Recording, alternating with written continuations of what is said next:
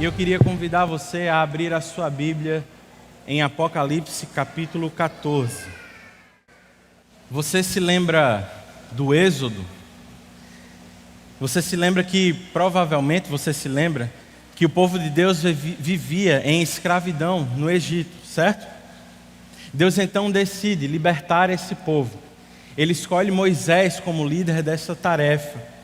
O Senhor começa a realizar sinais e maravilhas ali no Egito. E como o próprio Deus havia dito, ele iria endurecer o coração de Faraó, a fim de que seus prodígios se multiplicassem naquele lugar. Deus então, após 9 pragas, anuncia uma nova praga, a 10ª. Nela todo o primeiro filho, o primogênito dos egípcios, seria morto. E Deus disse que haveria pranto ali no Egito como nunca houve nem nunca haveria. Para o povo de Deus, no entanto, há uma ordem adicional.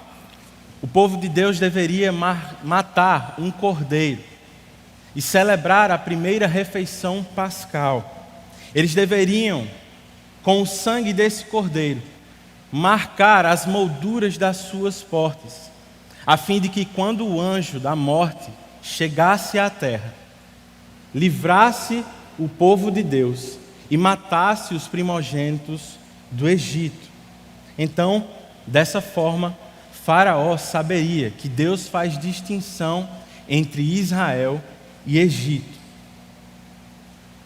Até agora você deve estar achando que está na série errada, que eu devo ter me confundido, alguma coisa aconteceu. O que é que tem a ver o Egito com o Apocalipse? O Êxodo com o Apocalipse? E eu lhe digo, a marca tem tudo a ver. Em toda a Bíblia, meus irmãos, nós precisamos lembrar, o povo de Deus é separado, é santo. Nós somos marcados por sinais da aliança, por exemplo, por causa do sangue do Cordeiro. No Antigo Testamento, o povo de Deus era marcado pela circuncisão. No Novo Testamento é o batismo. No Novo Testamento, em Atos dos Apóstolos, os crentes são chamados de aqueles que são do caminho. Mais à frente serão chamados de cristãos. A Bíblia se refere a nós como sal e luz dessa terra. Nós somos santos, propriedade exclusiva do Senhor, povo de Deus. É assim em toda a Escritura. E assim como nós vimos no capítulo anterior, os seguidores da besta recebem o seu sinal. Mas como nós veremos aqui em Apocalipse 14, os crentes também são marcados com o sinal do Cordeiro e de seu Pai. Vamos ler o capítulo 14 de Apocalipse. O texto nos diz assim: Então olhei, e diante de mim estava o Cordeiro, em pé sobre o monte Sião, e com ele 144.000 que traziam escritos na testa o nome dele e o nome de seu Pai. Ouvi um som dos céus como de muitas águas e de um forte trovão. Era como de arpistas tocando seus instrumentos. Eles cantavam um cântico novo diante do trono, dos 4 seres viventes e dos anciãos. Ninguém podia aprender o cântico, a não ser os 144.000 que haviam sido comprados da terra. Estes são os que não se contaminaram com mulheres, pois se conservaram castos e seguem um cordeiro por onde quer que ele vá. Foram comprados dentre os homens e ofertados como primícias a Deus e ao cordeiro. Mentira nenhuma foi encontrada em suas bocas, são imaculados. Então vi outro anjo que voava pelo céu e tinha na mão o evangelho eterno para proclamar aos que habitam na terra, a toda nação, tribo, língua e povo. Ele disse em alta voz: Temam a Deus e glorifiquem-no, pois chegou a hora do juízo. Adorem aquele que fez os céus, a terra, o mar e as fontes das águas. Um segundo anjo o seguiu, dizendo: Caiu a grande Babilônia, que fez todas as nações beberem do vinho da fúria da sua prostituição. Um terceiro anjo os seguiu, dizendo em alta voz: se alguém adorar a besta e a sua imagem, e receber a sua marca na testa ou na mão, também beberá do vinho do furor de Deus, que foi derramado sem mistura no cálice de sua ira. Será ainda atormentado com enxofre ardente na presença dos santos anjos e do Cordeiro. E a fumaça do tormento de tais pessoas sobe para todos sempre. Para todos os que adoram a besta e a sua imagem, e para quem recebe a marca do seu nome, não há descanso dia e noite. Aqui está a perseverança dos santos, que obedecem aos mandamentos de Deus e permanecem fiéis a Jesus. Então ouvi uma voz do céu dizendo: escreva, felizes os mortos que morreram no Senhor de agora em diante. Diz o Espírito: sim, eles descansarão das suas fadigas, pois as suas obras os seguirão. Olhei e diante de mim estava uma nuvem branca, e assentado sobre a nuvem, alguém semelhante a um filho do homem. Ele estava com uma coroa de ouro na cabeça e uma foice afiada na mão.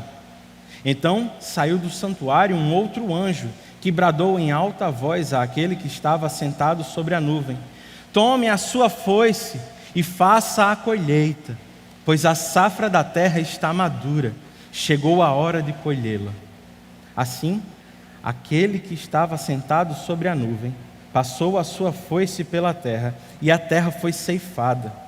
Outro anjo saiu do santuário dos céus, trazendo também uma foice afiada, e ainda outro anjo, que tem autoridade sobre o fogo, saiu do altar e bradou em alta voz àquele que tinha a foice afiada: tome sua foice afiada e ajunte os cachos de uva da videira da terra, porque as suas uvas estão maduras.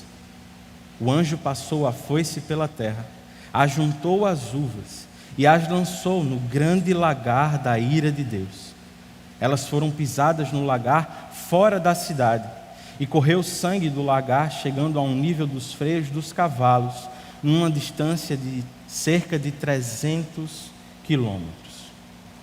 Oremos ao nosso Deus. Pai, nesse momento nós queremos te pedir pelo teu auxílio. Nossas mentes são limitadas para receber o Evangelho. Eu sou limitado para pregar a tua palavra, mas nós sabemos que o Senhor pode nos falar pelo teu Santo Espírito. Nesse momento nós te pedimos, fala aos nossos corações, Senhor.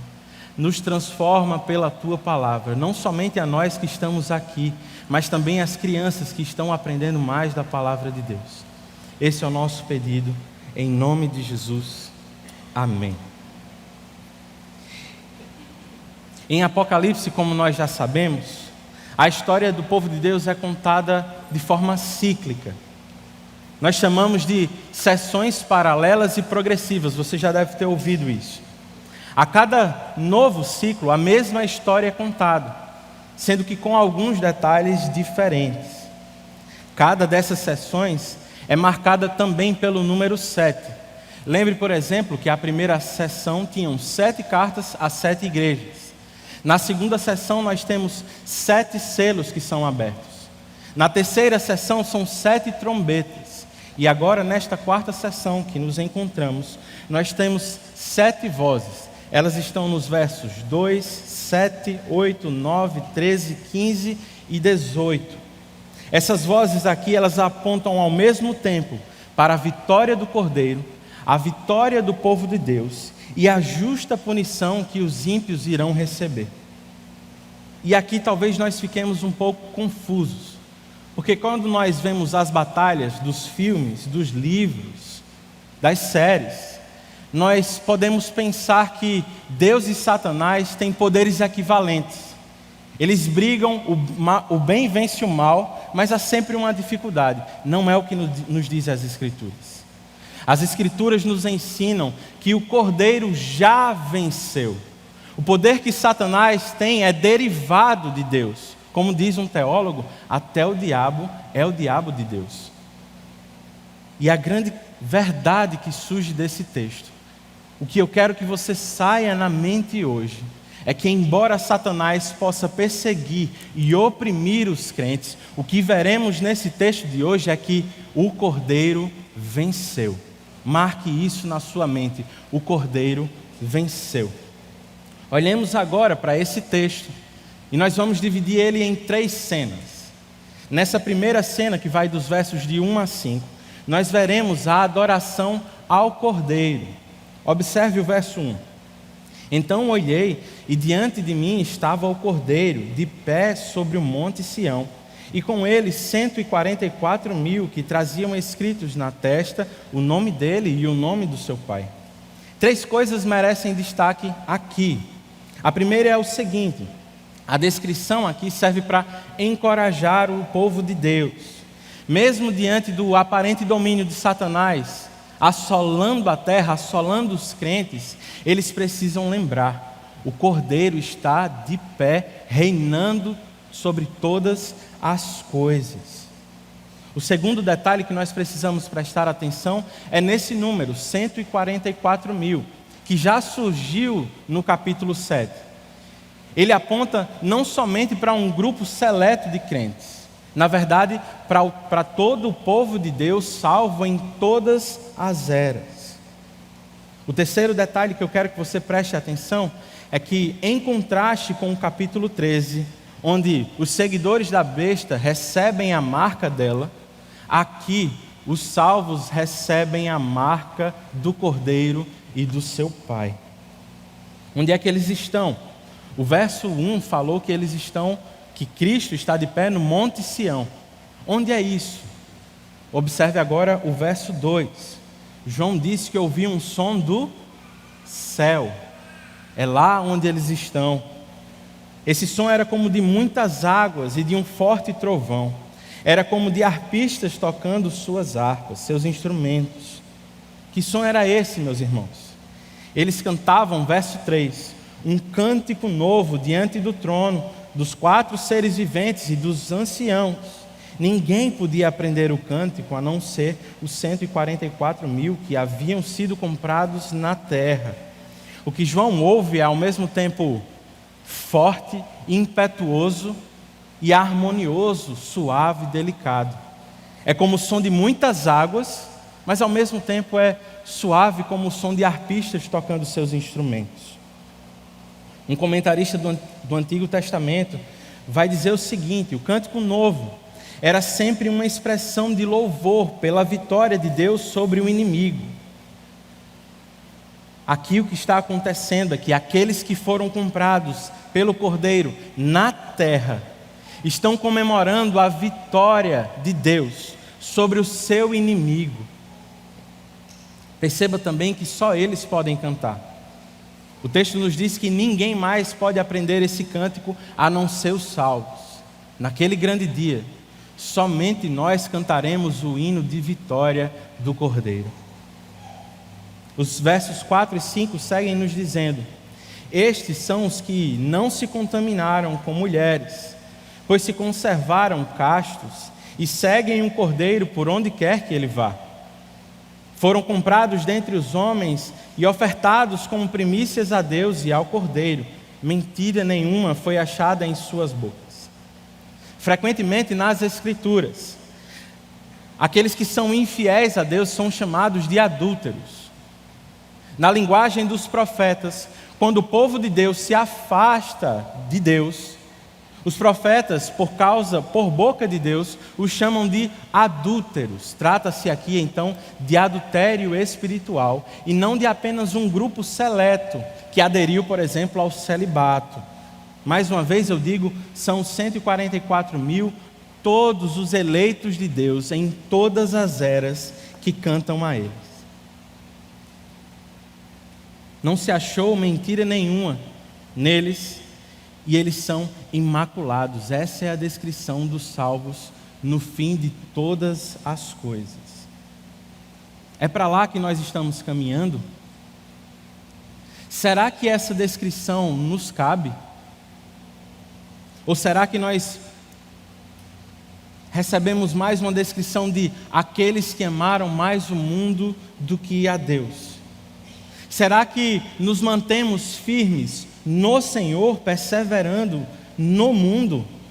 Ou será que estamos mais seduzidos pelas artimanhas de Satanás e pelos desejos da nossa carne?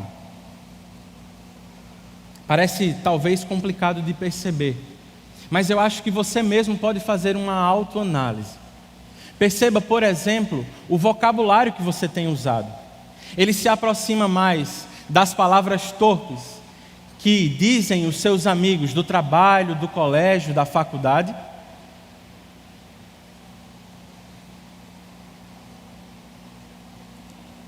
Será que se parece muito mais, as nossas conversas se parecem muito mais com as conversas dos nossos amigos, cheias de malícia, de palavras obscenas? À medida que nós amadurecemos, depois que somos salvos, espera-se que crentes sigam crescendo em santidade. Nós estamos aqui na terra, é verdade, nós lutaremos contra o pecado.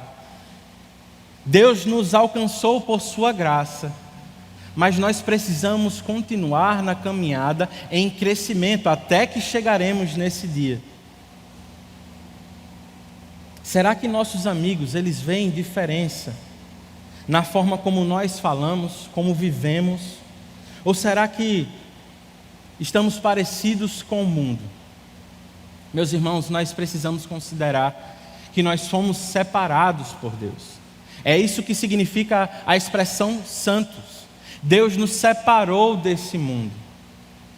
E eu sei que não será fácil, porque nós teremos que pensar em como nos vestiremos, como nos portaremos diante dos outros, o que falaremos, o que pensaremos. Eu sei, é difícil, mas essa é a vida do cristão.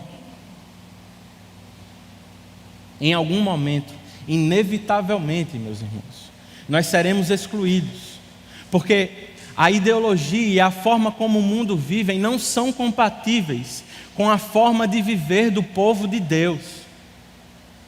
É certo que em algum momento farão piadas conosco. É certo que em alguns momentos seremos excluídos, satirizados, oprimidos, perseguidos. Mas essa é a vida que Deus nos deu. Esse momento é curto demais para que nos apeguemos a somente as dificuldades desse mundo. Ainda falando sobre o que falamos, pensemos também no que cantamos, o que ouvimos. As canções que estão nas nossas playlists, elas se aproximam mais desse novo cântico dos salvos, ou elas se parecem mais com as canções do TikTok? Eu não estou falando aqui necessariamente nós deveríamos ou não deveríamos ouvir música secular, não é disso. Mas nós precisamos considerar também que aquilo que ouvimos abastece a nossa vida espiritual. Sobre isso, Calvino diz algo muito interessante. Ele diz o seguinte: é verdade que todas as palavras torpes corrompem os bons costumes, como diz o apóstolo Paulo. Mas quando a música as acompanha, elas penetram com muito mais força o coração e atingem o seu interior, de modo que, assim como por um funil, o vinho é vertido num recipiente, assim o veneno e a corrupção são destilados até as profundezas do coração pela melodia. Qual é a sugestão que Calvino faz? Ele diz o seguinte: que tenhamos então canções não apenas honestas, mas também santas, as quais sejam como aguilhões para nos incitar a orar, a louvar a Deus e a meditar em suas obras, a fim de amá-lo, temê-lo, honrá-lo e glorificá-lo. Você já sabe, a boca fala do que o coração está cheio. Isso é verdade também quanto ao que cantamos. O que cantamos revela do que nosso coração está cheio. Você já parou para observar a diferença, o contraste que existe entre o que falam os seguidores da besta e como adoram os salvos? Enquanto uns blasfemam a Deus, outros estão adorando ao Senhor, reconhecendo a sua vitória. Não se trata apenas de um ato futuro, de uma coisa que vai acontecer quando Cristo voltar. Não, lembre-se, nós fomos comprados aonde? Na terra. Espera-se de nós a adoração desde já. É algo que nós fazemos aqui. Quando cantamos aqui neste culto, nós temos, como Lucas disse, uma antecipação da eternidade. Como não vamos aproveitar momentos como esse? E eu sei, esse não é um momento apenas da eternidade, e não é uma coisa que fazemos apenas quando tudo está bem. Meus irmãos, essa igreja aqui em Apocalipse é perseguida por causa do Cordeiro. Portanto, faz ainda mais sentido que nos preocupemos em adorar, em ouvir a palavra, em nos encher da palavra, quando estamos em momentos de angústia, de dificuldade. É em momentos de turbulência, meus irmãos, que nós precisamos lembrar: Cristo é a nossa torre segura. É em momentos de dificuldades que nós precisamos lembrar: Ele é o nosso refúgio e fortaleza nos momentos de adversidade. É em momentos de escassez que nós precisamos lembrar que nossas riquezas estão guardadas nele. Ele é o nosso tesouro, e nós ajuntamos tesouros não para essa terra, mas lá, onde nem traça, nem ferrugem podem corroer. Nós precisamos lembrar: Cristo já venceu, meus irmãos. Nós seremos oprimidos nessa terra, mas o diabo já foi derrotado. Cristo não foi segurado pela morte. Ele venceu a morte. Ele ressuscitou ao terceiro dia e está de pé, reinando, preparando morada lá no céu, e virá nos resgatar. Essa verdade precisa habitar os nossos corações em dias de dificuldade. Não percamos este vislumbre, porque desse mundo, meus irmãos, nós não levaremos absolutamente nada. Agora, nós estamos aqui, nós precisamos pensar no que é eterno, mas nós ainda estamos aqui. Como de forma prática podemos caminhar nessa vida? Aqui eu me lembro do que o apóstolo Paulo disse aos Filipenses, no capítulo 4, versículo 8. Ele diz o seguinte: finalmente, irmãos, tudo o que for verdadeiro, tudo o que for nobre, tudo o que for correto, tudo o que for puro, tudo o que for amável, tudo o que for de boa fama, se houver algo de excelente ou digno de louvor, pensem nessas coisas. Ou como diz outra versão, seja isso que ocupe o vosso pensamento. Você provavelmente já ouviu a frase que mente vazia é a oficina do diabo. Você já ouviu isso? Faz sentido. Se não ocupamos a nossa mente com as coisas de Deus, vamos ocupar com quais coisas? Portanto, meus irmãos, lutemos para estar cheios da palavra. Que a palavra habite ricamente em nossos corações. Ou como Paulo vai dizer em Efésios, que estejamos cheios do Espírito Santo. Porque se não for assim, como ouvimos na semana passada, Satanás irá dançar em nossas mentes, nos confundindo e nos fazendo acreditar nas suas ideologias, na sua sedução. Ocupemos nossa mente com aquilo que vem de Deus, pois o Cordeiro já venceu e Satanás já está derrotado. Na primeira cena nós vimos a adoração ao Cordeiro. Agora nessa segunda cena, que vai dos versículos 6 a 13, nós veremos as advertências do Evangelho. Vejamos quais são elas. Verso 6.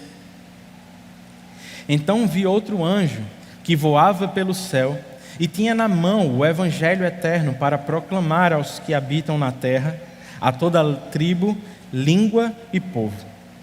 Ele disse em alta voz: Temam a Deus e glorifiquem-no, pois chegou a hora do seu juízo. Adorem aquele que fez os céus, a terra, o mar e as fontes das águas. Meus irmãos, este é o apelo do Evangelho. Que adoremos ao Senhor e que nos prostremos diante dele. No verso seguinte, o verso 7, nós temos: um segundo anjo seguiu dizendo: Caiu a grande Babilônia, que fez todas as nações beberem do vinho da fúria da sua prostituição. Embora a Babilônia ainda não tenha caído literalmente, embora o império de Satanás ainda seja existente, uma verdade é certa, meus irmãos: nos planos eternos de Deus já caiu. Ela está fadada ao fracasso e à ruína. Todos aqueles que se embriagarem com o vinho da Babilônia cairão junto com ela. É o que fica claro no próximo verso. A palavra nos diz: um terceiro anjo o seguiu, dizendo em alta voz: se alguém adorar a besta e a sua imagem, e receber a sua marca na testa ou na mão, também beberá do vinho do furor de Deus, que foi derramado sem mistura no cálice da sua ira. Será ainda atormentado com enxofre ardente na presença dos santos anjos e do Cordeiro. E a fumaça do tormento de tais pessoas sobe para todos sempre como um memorial, para todos os que adoram a besta e a sua imagem, e para quem recebe a marca do seu nome, não há descanso dia e noite. Eis a consequência aqui, irmãos, de se embriagar com o cálice ou com o vinho da besta. As pessoas têm uma visão equivocada quanto a Satanás. Parece que Satanás é o rei do inferno. Algumas pessoas pensam que o inferno será cheio dos prazeres dos quais os crentes se abstêm aqui na terra. Não é verdade. O que a palavra nos diz é que Deus é rei sobre todas as coisas, e Ele mesmo julgará os ímpios no inferno. Preste atenção também na expressão sem mistura. Aqui na terra, a ira de Deus já é derramada e manifestada, mas não completamente, não plenamente. Aqui ainda há mistura. Os ímpios ainda recebem a oferta do Evangelho. E por um outro lado, ainda existe o que chamamos de graça comum. Você sabe, o sol nasce não somente para os crentes. Ele nasce para justos e injustos. A chuva cai na terra não somente na colheita dos salvos. A chuva cai para justos e injustos. Mas a verdade é que, neste dia, a ira de Deus será derramada sem mistura. Não haverá descanso, não haverá pausa. O inferno certamente não será agradável. E como se quisesse dizer para os crentes: eis do que vocês se livraram. João usa a seguinte expressão, a partir do verso 12: aqui está a perseverança dos santos, que obedecem aos mandamentos de Deus e permanecem fiéis a Jesus.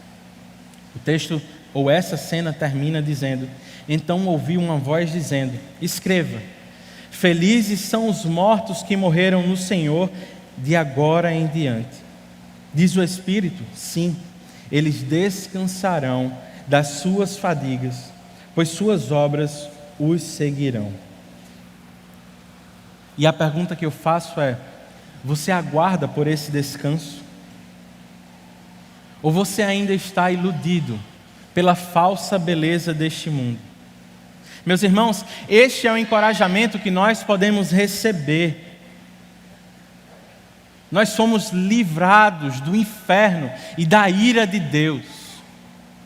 Eu sei, talvez você esteja cansado de lutar. A vida do crente é difícil. Nós precisamos lutar contra a nossa carne, os nossos desejos. Nós precisamos lutar contra as artimanhas de Satanás. É tudo muito complicado. Mas eu e vocês precisamos lembrar: as lutas desse mundo são momentâneas. Lembremos do livramento que recebemos em Cristo Jesus. Era o inferno que eu e você merecíamos. Deus nos livrou da sua própria ira. E segundo a palavra, nós estávamos separados da glória de Deus. Era para o inferno que rumávamos. Mas por causa do sangue do Cordeiro, já estamos livres da condenação. Embora ainda soframos aqui nessa terra, eu e vocês precisamos ter na mente: em Cristo já fomos libertos do pecado. E talvez quando você ouça a palavra morte, algumas pessoas têm a reação de dizer misericórdia. Imagine se você morrer hoje, misericórdia. Mas nós precisamos lembrar do que a palavra nos diz. Se vivemos, vivemos por Cristo. E se morremos, meus irmãos, somos bem-aventurados, felizes, porque existe descanso para nós. Nós descansaremos das lutas dessa terra, estaremos com o nosso Salvador para todo sempre. É por isso que Paulo vai dizer que a morte é lucro. Mas a verdade é que não morremos ainda.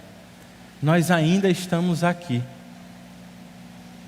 E precisamos lembrar do que o apóstolo Paulo vai dizer na segunda carta aos Coríntios, no capítulo 4, falando que Deus ressuscitou e com Ele ressuscitarão os seus. Ele diz o seguinte: por isso, não desanimamos. Embora exteriormente estejamos a desgastar-nos, interiormente estamos sendo renovados dia após dia, pois os nossos sofrimentos são leves e momentâneos e estão produzindo para nós uma glória eterna que pesa mais do que todos eles. Assim, fixamos os nossos olhos não naquilo que se vê, mas no que não se vê e é eterno. Meu irmão, minha irmã, não nos apeguemos a este mundo. Você e eu não somos daqui. Nós estamos peregrinando em um deserto, mas estamos rumando para a terra prometida que o Senhor preparou para nós. Fixemos os nossos olhos na eternidade. Lembre-se, Satanás já está derrotado. Tudo o que ele pode fazer é nos atrapalhar na caminhada. Tudo o que ele pode fazer é enganar outras pessoas. E ele fará isso. Ele vai usar a sua influência sobre os poderes desse mundo, a política, a economia, a falsa religião. Cuidado então para não se embebedar com o vinho que ele tem para oferecer. Participar dos esquemas do mundo ganhando dinheiro ilícito pode parecer inofensivo. É só uma vez. De repente já estamos bêbados. Talvez o seu problema não seja o dinheiro ilícito necessariamente. Talvez o seu problema seja anterior. Talvez o problema seja o amor ao dinheiro, que te faz amar demais as coisas desse mundo. Mas nós precisamos lembrar, Cristo nos disse que não podemos servir a dois senhores. Não há como servir ao dinheiro e a Deus ao mesmo tempo. As propostas desse mundo, certamente, meus irmãos, serão muito atraentes. Mas nós precisamos lembrar da advertência que o Evangelho nos faz. Quem beber do vinho da prostituição de Satanás terá de beber também do cálice da ira de Deus. Se você está em Cristo, a palavra é de encorajamento. Persevere no Senhor. Agora, se você ainda não tomou essa decisão, você deve considerar temer a Deus, entregar a sua vida a Ele e servir a Ele. Porque quando o Salvador voltar em glória, não vai ser o dinheiro na poupança que irá nos salvar. De nada adiantará os negócios que tivermos nesse mundo, as muitas posses, os imóveis, De nada vai adiantar o dinheiro que nós temos investido em bolsa de valores. Quando Cristo voltar, nós não poderemos apresentar a Ele as nossas próprias obras. A grande questão é em quem estamos representados. Nós estamos no primeiro Adão, que pecou e foi expulso do Éden, ou nós estamos no segundo Adão, Cristo, que obedeceu à lei plenamente e conquistou para o seu povo salvação. A nossa esperança, meus irmãos, não é o que temos, não é o que fizemos nessa terra. Nossa esperança é Cristo e o que Ele fez por nós na cruz do Calvário. Portanto, respondamos a Ele em adoração. Nós vimos na primeira cena a adoração ao Cordeiro. Na segunda cena, nós vimos as advertências do Evangelho. E agora, nessa terceira cena, nós veremos o juízo final, dos versos 14 a 20.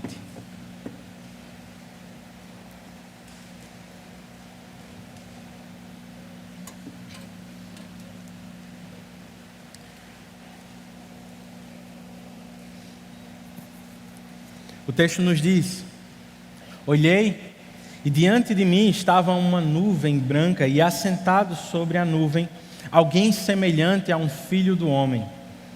Ele estava com uma coroa de ouro na cabeça e uma foice afiada na mão.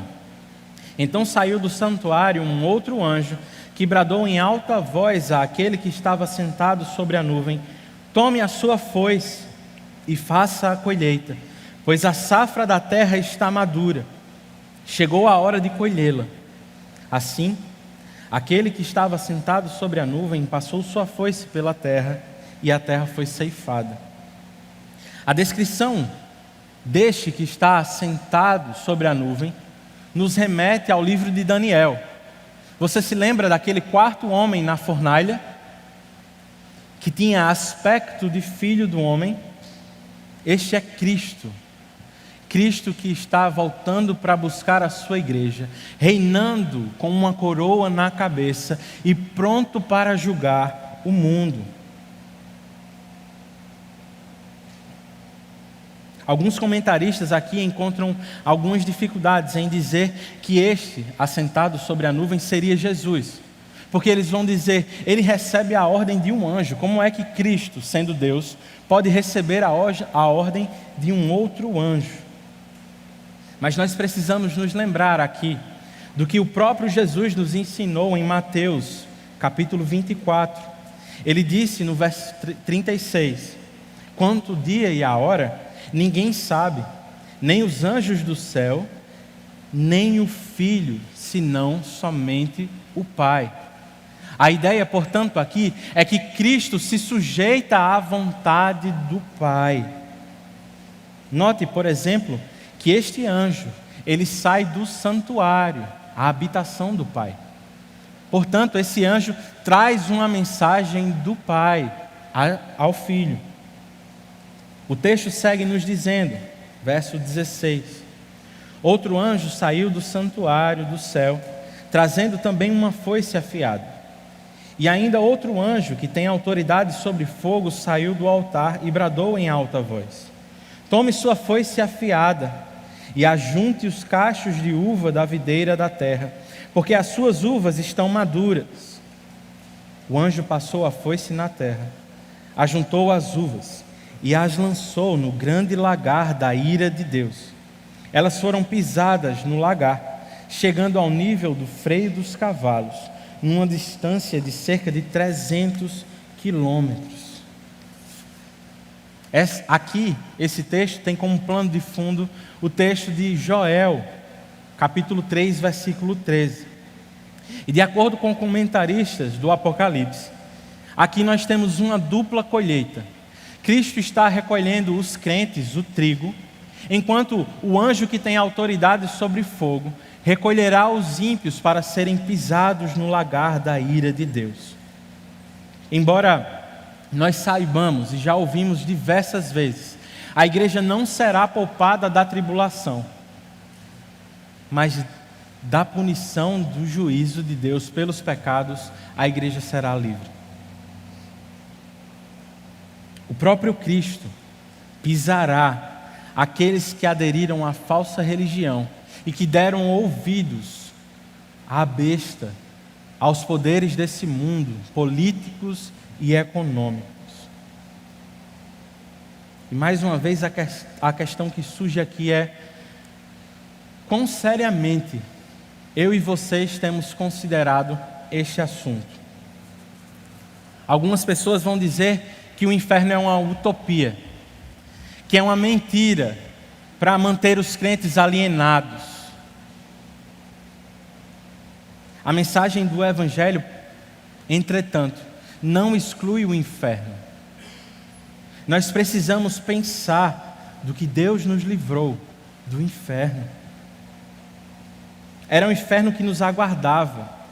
Todos nós estávamos separados de Deus. Outro dia, um pastor falando sobre a segunda vinda de Cristo, disse em um evento que a minha geração vai ver o Salvador voltar. Na hora eu confesso que eu sequer tive a boa reação de ficar feliz. A única coisa que eu pensava era: de onde esse homem tirou essa ideia? E eu geralmente sou muito ruim com a minha fisionomia. Ninguém passa desapercebido quando eu não concordo ou penso diferente em alguma coisa. Eu provavelmente nem estava olhando para ele, devo ter feito uma cara meio... E eu pensei, quando eu leio o Apocalipse, o que parece é que as coisas vão piorar muito. Eu sei que minha geração tem toda a capacidade de ser muito ruim, mas eu não sei se vai dar tempo de tanta coisa ruim acontecer somente na minha geração. Talvez eu esteja errado. 50 anos foram suficientes para 2 guerras mundiais acontecerem. Mas durante essa semana, enquanto eu meditava nesse texto, eu sinceramente não consegui chegar à conclusão de que verei o Senhor voltar. Na verdade, eu acho que nem nos cabe saber quando Ele voltará. O que cabe a nós é estarmos preparados. Mas por outro lado, eu fiquei pensando que talvez seja melhor ter essa expectativa. Talvez seja melhor mesmo pensar que Cristo voltará em breve. Porque à medida que eu lia textos que falam sobre a tribulação que o povo enfrentará e a segunda vinda de Cristo, eu comecei a perceber que o próprio Cristo ensinava que no dia do dilúvio as pessoas viviam uma vida normal. Elas não esperavam por justiça de Deus descendo sobre eles. Eles viviam, comiam, bebiam, se casavam. Moisés entra em uma arca, eles sequer se dão conta de que aquilo é real. Somente quando as águas começaram a levar todas as coisas, é que as pessoas se preocupam com a seriedade desse momento. Você lembra de Sodoma e Gomorra? Você acha que aquelas pessoas pensavam que iriam ser punidas por Deus? De repente desce juízo dos céus sobre elas.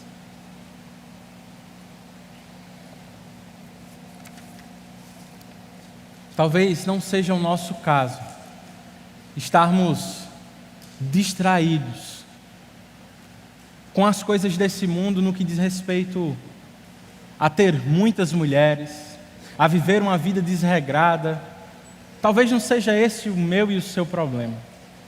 Talvez o problema que você enfrente seja, por exemplo, com a falsa religião, com falsos mestres que proclamam falsos evangelhos. Até um tempo desse, não muito tempo, a teologia da prosperidade era o que dominava nas televisões. Era o que mais aparecia para nós na internet. Pessoas em busca de ajuntar tesouros nessa terra, talvez bem intencionadas, buscando mudar a situação das suas vidas, eram facilmente enganadas por pregadores que diziam que para você ser abençoado nessa terra, para ser abençoado por Deus, você precisa ser próspero. Como se aqueles que enfrentam dificuldades não fossem abençoados por Deus. Talvez você já tenha percebido que essa mensagem é falsa. Mas quem sabe você não esteja sendo distraído por uma nova falsa mensagem A dos pastores coaching, por exemplo. Outro dia eu estava vendo um pastor que ele disse: tudo bem, do Evangelho Cristo é o centro, mas de Jesus o centro é você. Tudo que ele fez apontando para você. Como uma música um pouco mais recente vai dizer, você é a casinha preferida dele.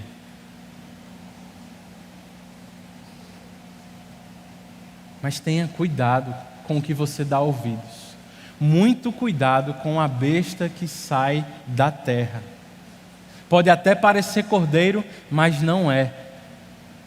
Essas pessoas tentam resolver as nossas dores. É assim que se vende na internet hoje em dia, não é? Nós percebemos quais são as dores dos nossos possíveis clientes.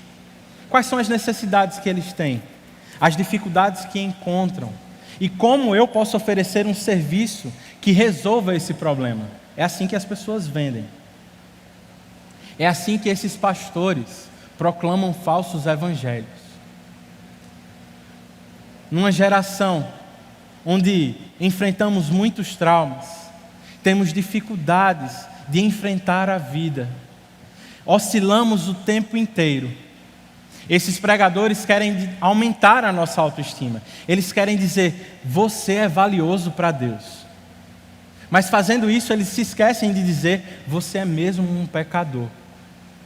Eles focam somente na hipergraça e esquecem de apontar para os nossos pecados. Esse não é o verdadeiro evangelho. O verdadeiro evangelho não exclui quem somos. Não exclui o que fizemos contra Deus. Não exclui que fomos libertos do pecado. Tenha cuidado com o que você ouve. Porque nesse mundo, meus irmãos, nós nem sempre estaremos bem resolvidos. Nem sempre nós estaremos tranquilos no nosso coração. Mas nós precisamos lembrar, sempre estaremos seguros em Deus. Não vai ser fácil ouvir que você é mesmo um pecador. Não será fácil ouvir que você precisa tomar a sua cruz para seguir a Cristo. Não vai ser fácil ouvir que você precisa abandonar aquilo que é riqueza para você, para seguir a Cristo. Mas, meus irmãos, essa vida vale a pena. Porque num estalar de dedos, tudo passará. E nós estaremos com o Rei da Glória. O que Cristo nos ensina é que apesar dos nossos sofrimentos, Ele estará conosco todos os dias. Ele vai nos dizer, por exemplo, no Sermão do Monte, em Mateus, no capítulo 5, entre os versos 4 a 12. Bem-aventurados os que choram, porque serão consolados. Bem-aventurados os humildes, porque eles receberão a terra por herança. Bem-aventurados que têm fome e sede de justiça, pois serão satisfeitos. Bem-aventurados os misericordiosos, pois obterão misericórdia. Bem-aventurados os pacificadores, pois serão chamados de filhos de Deus. Bem-aventurados os perseguidos por causa da justiça, porque deles é o reino dos céus. Bem-aventurados serão vocês, quando por minha causa os insultarem, perseguirem e levantarem todo tipo de calúnia contra vocês. Alegrem-se, regozijem-se, porque a recompensa de vocês é grande e está nos céus. Pois da mesma forma que perseguiram os profetas, perseguirão a vocês. Eis a razão da nossa esperança. Eis porque não desanimamos. Eis porque continuamos na caminhada. E a pior coisa que poderia acontecer nesta manhã é você sair daqui sem considerar essas coisas como importantes. Inevitavelmente, meus irmãos, nós nos depararemos com as distrações deste mundo. Ao sair daqui já estaremos preocupados com o que comeremos. Você se dará de frente com um cardápio talvez. Você se perderá, porque você vai estar escolhendo uma comida que comerá em alguns minutos. Rapidamente você será tomado pelas muitas demandas que surgirão no próximo dia. Você estará preocupado com o que deixou de fazer hoje, com o que deixou de estudar. Mas saiba, meu irmão, minha irmã, esse assunto é urgente. Nem eu, nem você sabemos quando Cristo voltará. Nós não saberemos, inclusive, se estaremos vivos para comer daqui a pouco. Mas nós precisamos lembrar: Satanás já foi derrotado e Cristo vive e reina. Ele venceu a morte, ele vencerá Satanás e todas as coisas desse mundo, e ele retornará para buscar o seu povo. Qual é a marca que você carrega? No grande dia do juízo, você estará entre o trigo colhido por Cristo, os eleitos, ou você estará entre as uvas que serão pisadas pelo Cordeiro? Se você ainda não foi salvo pelo Evangelho, por Cristo, o apelo que faço a você é: arrependa-se dos seus pecados e renda-se ao Deus de toda a terra. Se você é um salvo em Cristo, a palavra é encorajamento. Continue a perseverar no Senhor. Isso não significa que a caminhada será fácil. Embora Satanás não nos acuse mais no céu, ele ainda nos acusa em nossa mente. Eu me lembro de uma ilustração que o Dr. Carson fez em uma de suas pregações, usando a imagem do Êxodo. Ele diz o seguinte: imagine 2 judeus. Eles estão prestes a celebrar a primeira Páscoa. 10 ou 9 pragas já caíram sobre o Egito. Agora falta mais uma. E eles se sentam e começam a conversar. Um deles pergunta: você está nervoso com o que vai acontecer nessa noite? E o outro responde: não, eu fiz tudo o que Deus ordenou por meio de Moisés. Nós não precisamos ter medo. Você está com medo? Mas ele diz: mas você não preparou a refeição, você não matou um cordeiro, você não marcou a moldura da sua porta com o sangue desse cordeiro, você não já está tudo preparado para você celebrar a Páscoa? Ele diz: sim, já está tudo preparado, eu não sou besta, é claro que eu ia obedecer ao Senhor, mas é tudo uma loucura. De repente, gafanhotos. Num outro momento, o rio se transforma em sangue. Agora tem essa 10ª praga. Os primogênitos de toda a terra serão dizimados. Eu sei, você tem 3 filhos. Talvez não seja o fim do mundo perder um deles, mas eu só tenho um. O outro, um pouco mais confiante, disse: que venha a noite. Eu confio nas promessas de Deus. Na mesma noite, o anjo da morte assolou a terra. Me diga você, qual dos 2 perdeu o seu primogênito? A resposta é nenhum. Porque a nossa salvação da condenação não está baseada na clareza ou na intensidade da nossa fé. A nossa salvação está fundamentada no sangue do Cordeiro. É claro que inumeráveis bênçãos são derramadas sobre aqueles que confiam em Deus e nas suas promessas. Mas quando a morte chegar, quando Cristo voltar, o que distinguirá os salvos dos não salvos é a marca que eles recebem. Não são as minhas obras, é o sangue do Cordeiro. É isso que cala Satanás, meus irmãos. Não são as nossas desculpas, é o sangue do Cordeiro. Quantas vezes eu e vocês, depois de tantos anos de salvos, nós não oscilamos na nossa fé, nós pecamos contra Deus, nos rebelamos contra Ele e pensamos, como Deus pode nos amar? Meus irmãos, a nossa fé não está fundamentada em quão claro é que estamos salvos em Cristo. Nossa fé está fundamentada nele, que nos salvou. É o sangue do Cordeiro que nos livrará naquele grande dia. Por isso eu quero pedir a você nesse momento, que você ore considerando tudo que você ouviu.